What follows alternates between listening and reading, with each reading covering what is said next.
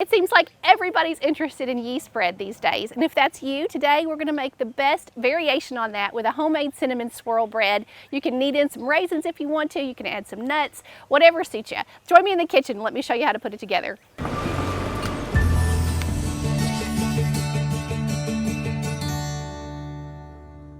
Let's start our bread by activating the yeast. Now, there's lots of questions that come up about yeast and how to use it and that sort of thing, and I know it's a little bit scarce right now, so you may be finding odd kinds like pizza dough yeast and that sort of stuff.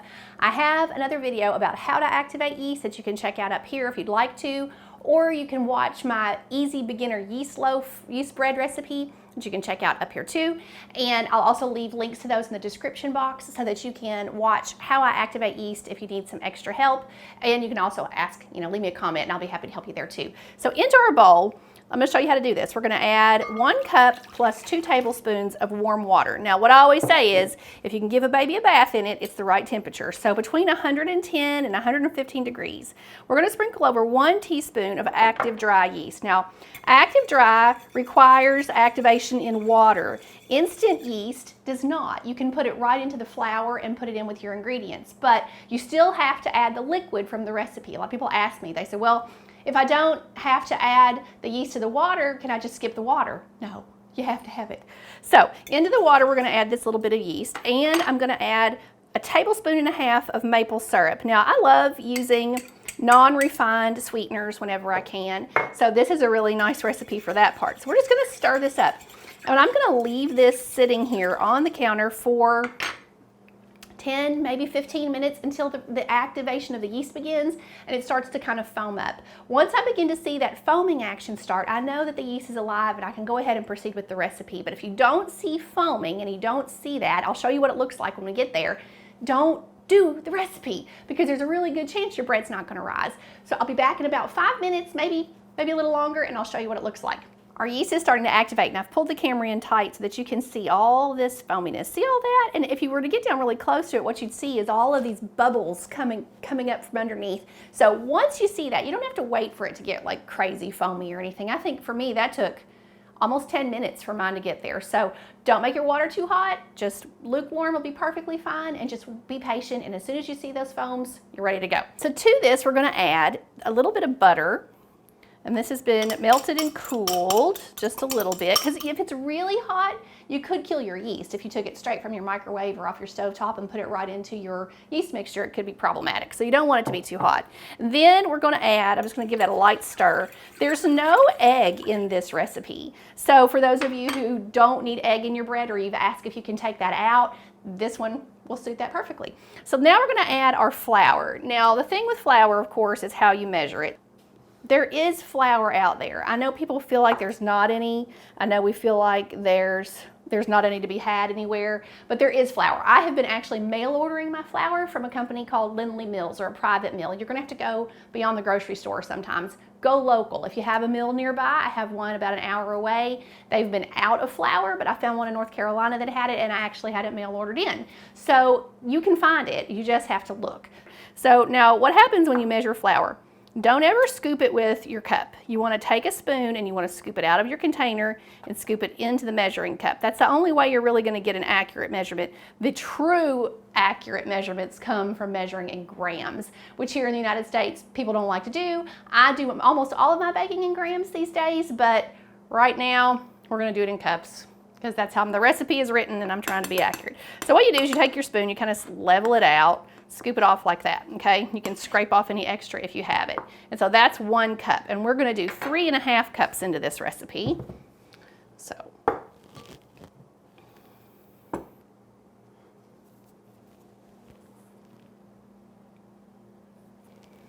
we'll just go ahead and put in all 3 of those.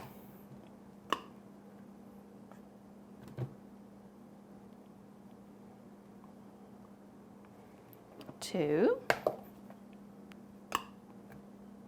Now, what I like to do is I start with, if a recipe calls for, let's say, 3.5 cups of flour, I will start with 3, and I will put all 3 of those in, and then I will stir it up, and I will check to see what it looks like. If it's really soft, I'll add that extra half cup, but if it's really firm, I won't need it. Humidity is going to affect how much flour you need. So it's really hard to tell somebody you need this much flour or that much flour because everybody's environment's a little bit different. So I'm just going to stir this in, and I use a fork. You could do this with a stand mixer. I just find that bread is so satisfying to do by hand that I have a stand mixer. We could get that out if we needed to, but I'm not gonna. Now, my hands are a little bit weak, so you'll see me have to hold my fork a little bit strange, but that's just reality of living with a disease like I have. Now, that's not terrible, but I'm gonna add just maybe a couple of tablespoons of flour. Let's just see, because you know, you can always add a little more if you need to, but you can't really take it out very easy. So eventually you'll always see me move to my hands. I give up forks pretty easily, and I just use very clean, impeccable hands. Now, and for those of you who are mad at me for wearing my jewelry, which has been brought up a time or two, I'm not taking it off. It's just my wedding band. I'm not wearing a carat diamond ring here or anything. And then the other one is just a bracelet that I wear every day. And since I'm just cooking for my family and not for the public, I'm wearing my jewelry. So now let me show you how to knead this. It does need a decent amount of kneading before it goes on for its first rise. So we've got it out here on our surface. The biggest problem new beginner cooks make is that you put too much flour on your surface while you're kneading. And that's gonna make your bread really heavy and really dense. So we're trying to avoid that. So I've sprinkled out here, there's probably only about 2 tablespoons of flour here. So avoid that temptation to just dump tons and tons and tons on your board. Okay, so how to knead. We're gonna pull it over, lightly press it with our heel, push it forward, pull it back on itself, turn it, push it, turn it, push it, turn it. Now somebody asked me the other day from another bread video, they were like, my bread got so sticky, I didn't know what to do. Well, first of all, bread takes a very light touch, okay? So if you'll notice, just a little sprinkle on the top here. I'm not like pushing I'm not smashing this into the counter. I'm just lightly pushing it about halfway down through its thickness maybe. So as you're beginning to work with bread, remember this is not about smushing it and mashing it. It's just a gentle light touch. Little sprinkles of flour as needed to keep it from sticking. It is going to get sticky as you're working with it. That's okay. But it should, as you begin to knead it, the more you knead it, it should kind of smooth out some. I'm moving my board around too much here. So just keep working. See how lightly we're doing this? Lightly. We're not mushing it all the way down. That's a light turn. So just keep going like this. The recipe I was using, that I'm using today, said 9 minutes of kneading in a stand mixer. 9 minutes in a stand mixer is closer to like 10, maybe 12 minutes by hand. You are not going to overwork this dough if you're doing it by hand. It's very easy to overwork dough if you do it with a stand mixer. So you need to be careful using one if you are not used to how your bread should look or how stand mixers work. I would really recommend that you just start by doing it by hand. The more you can get your hands in something, the more you can feel it, the more you know what it should look like and act like, the better your bread will be in time. So as you can see, this is starting to really smooth out. And I have not added more than, I don't even think I've used a full 1/4 cup of extra flour that's just been on the side. But I'm just going to give it just a couple of minutes more. You should feel the dough begin to resist a little bit. It gets kind of firm. And I'm using bread flour. So if you can't get bread flour, you're going to have to use all-purpose flour. And it doesn't have as much gluten. It doesn't have as much gluten as bread flour does, and that means you're gonna have to knead it longer, and you may not be able to get it quite as developed as you can a bread flour. So if you can get bread flour, great. I realize it's hard to find, and if that's the case, just use what you got, okay? So the way you know your bread's been kneaded properly is when you reach what we call window pane. And window pane is when you can stretch your dough and see sunlight. See how mine's breaking? It's not there, it's nowhere near there. And so we want it to stretch enough that you can see sunlight through it without it breaking.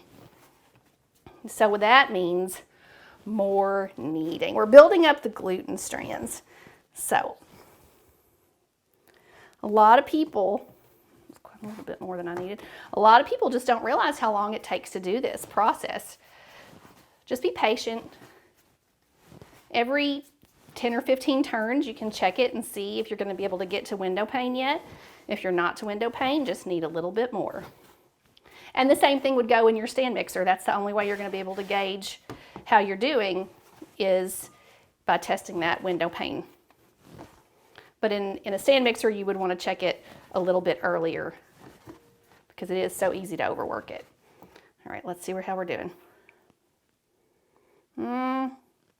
Some still not quite to suit me. Sometimes I run out of patience trying to get it to window pane and I just give up and just call it good.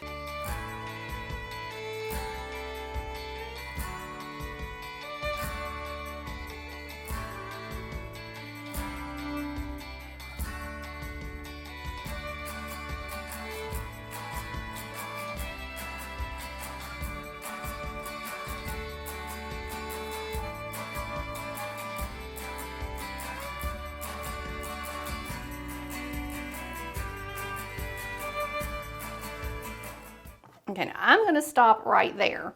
So I've got this really spongy, nice little firm, resistant ball of dough, and I'm going to put it back in the same bowl that I mixed it in.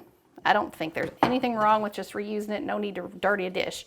So once we've got it in there, I'm going to drizzle it with just a little bit. I use avocado oil. We don't use any refined vegetable oils in our house. So this is avocado. I'm going to rub that over just to keep it from forming a skin, and then I'm going to cover it with plastic wrap, and we're going to let that rise for an hour to maybe 2 hours until it's doubled in size. So the key to always, when you're cooking is to make sure you're watching your food. You don't have to watch the clock so much, just let your food tell you when it's ready. So in this case, we're going to see this up around, almost around the flour line you can see here inside the bowl. We should see it about that big. When it gets there, it'll be time to add the cinnamon sugar to it, and I'll show you the next steps in a little bit. An hour and a half later, and our dough has doubled. You can see that it has really risen. It's nice and pillowy, and it's got lots of air in it. It kind of wants to spring back a little bit when you touch it. So we're going to take this out, and I tell you, I use my bowl scraper. This thing is the best. So we're going to take this out. I'm going to put just a little bit of flour down first. Just a little. Spread that out. We're going to roll this out, and we're going to fill it with our cinnamon sugar. Now, let me get it out of here. I love this thing because you get all the dough out with it. Might as well not leave your work behind. Okay, so we're going for about a 10 by 10 square, roughly. Make sure I've got that down here so we don't stick. I'm going to use my rolling pin. It doesn't have to be anything exact. Because we already kneaded this really well, I'm not going to do anything else to it at this point. I'm just going to kind of get it somewhere near, that's not a square, that's, what are we going to call that shape? I don't know. We'll just go with it. Now, so that's there. We're going to do a couple of tablespoons of melted butter here. Now, if you don't want to do butter, some people use a little bit of a beaten egg and some water on theirs. You can do softened butter. You could just use a little bit of water. You just need to get the cinnamon and sugar and all of that to stick to your surface. So I'm just going to kind of dampen that down there. That's not all of those 2 tablespoons. And then we've got a little bit of brown sugar, a little bit of, this is just organic granulated cane sugar here, and some cinnamon. You could use coconut sugar, you could do maple sugar, you can do any of those if you prefer here, that's perfectly fine. And sometimes a little drizzle of vanilla inside this is really nice. I actually just dropped some vanilla right into the filling and it gives it a little extra something. So that's an option. But we're going to go ahead and we're going to put that on. So that's about 1/4 cup total of sugars and a tablespoon of cinnamon. I mean, this is cinnamon swirl bread after all. We want it to taste like cinnamon. Take it all the way to the edges. Get it out there as best you can. And then press it down really, really well. Okay, and then starting on one side, we're just going to roll this up. I kind of lift it and tug it a little bit as I go. We're going to get that just rolled up really, really well. It won't stick. If it sticks a little bit, don't worry, just pick it up, get it where you need it, it'll go. Now, we need to get the seam side really well sealed because you don't want to lose your filling, right? So go along and give it a pinch. Let me see if I can straighten myself up so you can see what I'm doing here. And just seal the ends up, give everything a really nice a really nice seal. And then we're going to move into our loaf pan here. So now I'm going to move this over so I can show you. I'm using, let me see if I can pick this up. There. I'm using a USA pan.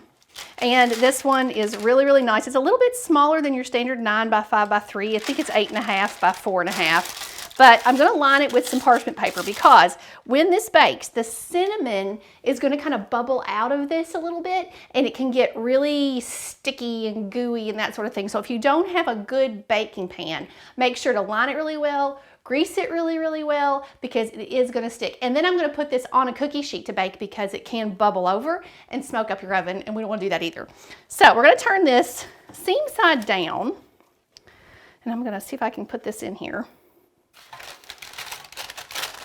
Just make it fit. It doesn't matter if it doesn't, mine's a little long, it won't matter. Okay, so we're gonna get it in there. We're gonna let this sit for about another hour or so. We're not going to cover it with any more plastic wrap or anything like that, because if you did and it stuck to it, when you go to take it off to put it in the oven, it's just gonna deflate the whole thing, and then you're gonna cry and you're gonna be mad at me. So just leave it uncovered, let it sit for an hour to another hour and a half until it comes just about an inch above the top of the pan, and then we'll put it in to bake. Be back in a little bit. About 45 minutes has passed, and you can see how much this loaf has risen. And if I tip it over, you can see it's, you know, a good couple of inches above the rim of the pan. So we're going to go ahead and put this in a really hot, high oven, preheated to 450 degrees. Before I do that, I've got a little bowl of egg wash over here. So this is just 1 egg beaten with 2 tablespoons of water, and I'm just going to brush that just a little over the top of this bread. And what this is going to do is give it a really nice shine. When it comes out, we can always put a little bit of glaze on it if we want to.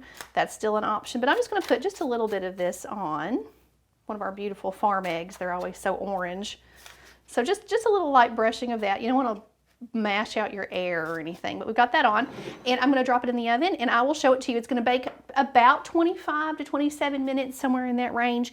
Just going to keep an eye on it, and like I said, put it on a cookie sheet underneath it in case it bubbles over any of that sugar. You're not smoking up your oven, and I will show you what it looks like when it comes out.